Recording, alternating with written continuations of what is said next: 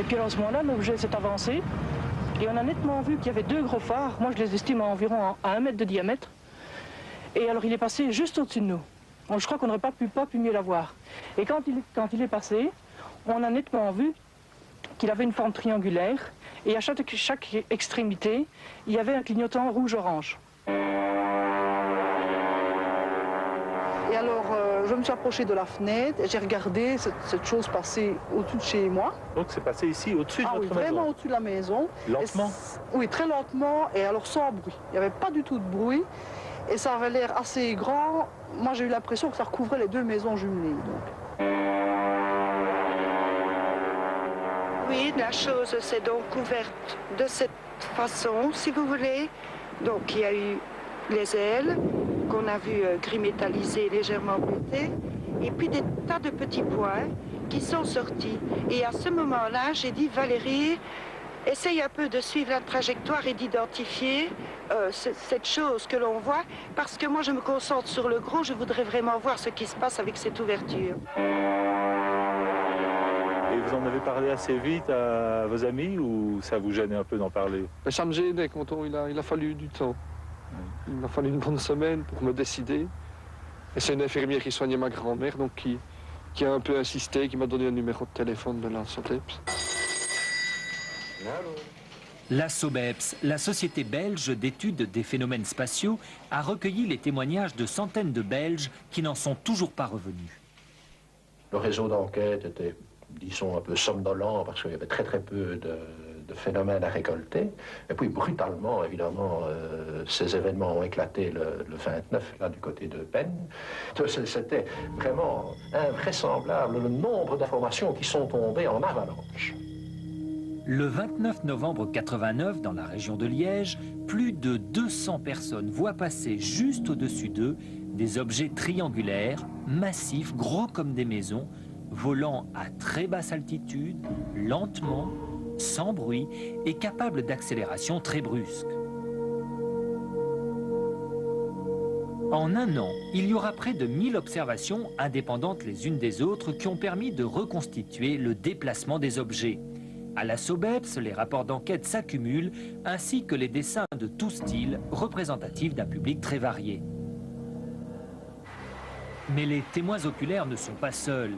Les F-16 de l'armée belge ont enregistré sur leurs écrans radars des échos non identifiés. À la suite du témoignage d'un gendarme qui a vu des lumières bizarres dans le ciel, ils ont décollé au soir du 31 mars 91. À la conférence de presse qui suivra, les militaires avoueront que chaque fois qu'un objet était bien localisé par un des radars, il changeait instantanément sa direction de vol et disparaissait des écrans. Mais il y a plusieurs moments où le radar de Glon observait quelque chose et où les pilotes ont eux-mêmes enregistré quelque chose sur leur radar. Voici l'écran radar d'un F-16 dont on a gardé l'enregistrement. La ligne horizontale au centre, c'est l'horizon. Le W central, c'est le F-16 et sa ligne de vol.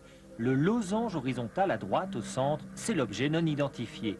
Il vole à 7000 pieds, c'est-à-dire à 2300 mètres d'altitude, et sa vitesse est de 770 nœuds, soit 1400 km/h. En 4 secondes, l'objet a perdu 1000 mètres d'altitude. Sa vitesse est passée à près de 2000 km/h. Cette accélération fulgurante dépasse toutes les performances d'avions connus. On est quand même venu à la conclusion que le comportement n'était pas tout à fait conventionnel. Pas tout à fait conventionnel.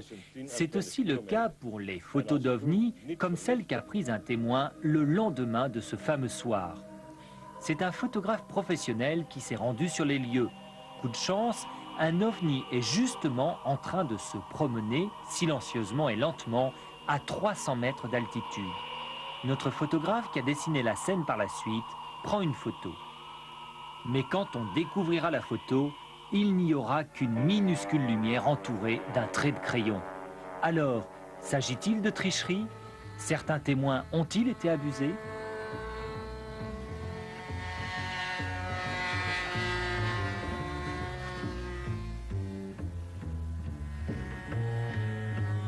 Cependant, peu de plaisantins peuvent faire voler des modèles réduits, gros comme des maisons.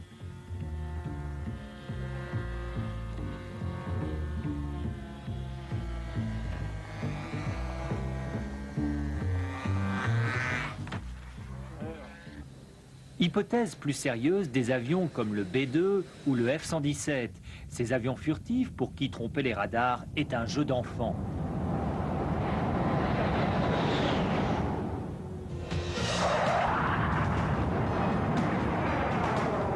Avec son aile delta, le F-117 ressemble plus à un objet de science-fiction qu'à un avion de tourisme, et sa ressemblance avec certains des témoignages est troublante.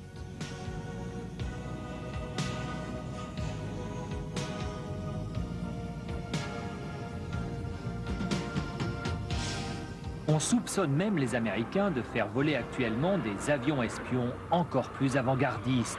N'oublions pas que le F-117 resta secret pendant plus de 7 ans.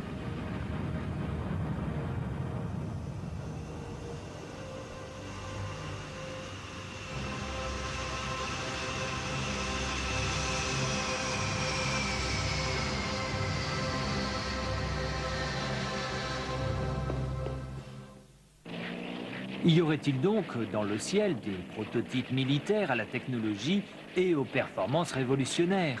La question reste ouverte, même si l'armée de l'air belge a farouchement nié que cela puisse être le cas, au moins pour la nuit du 30 mars 91.